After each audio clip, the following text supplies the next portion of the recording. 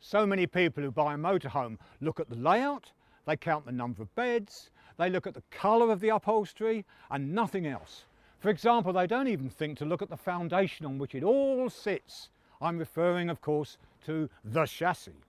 Now, at one time, the manufacturers would supply a cab and there would be a commercial chassis on the back, heavy, not so clever in its design perhaps, universal, and the first thing they did here at Alco, which is where they convert the basic chassis, would be to cut it away, throw it into the skip, and it was such a waste. So look what is done nowadays. The cab suppliers have these, and they really look so cute. It's hilarious if you've never seen one of these, because there's a cab, and then there's another cab. They call it a back-to-back arrangement. And naturally, this is going to be divided. It won't go out like this. And we're going to show you what happens in the conversion that follows. Follow me.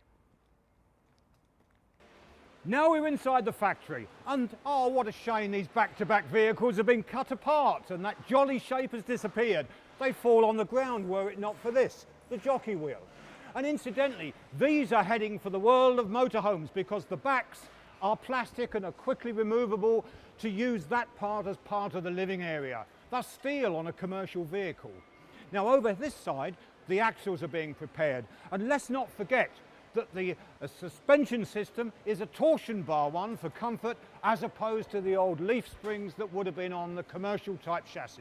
And this is all being produced and prepared to take over here. Follow me.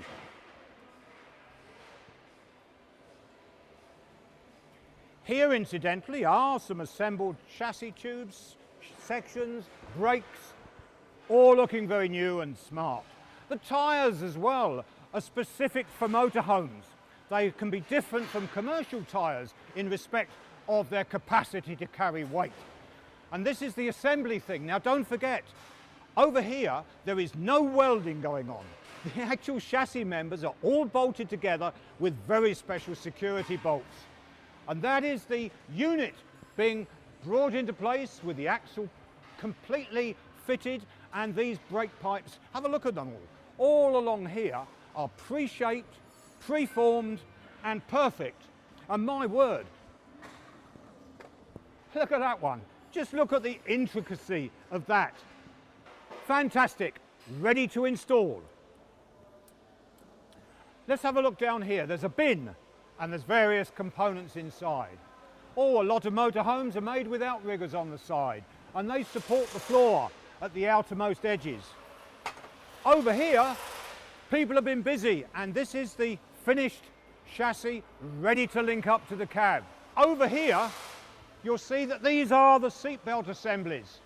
And the point about these is they're all tested, tried, and over here they've been installed directly onto the chassis at this point for full security and strength.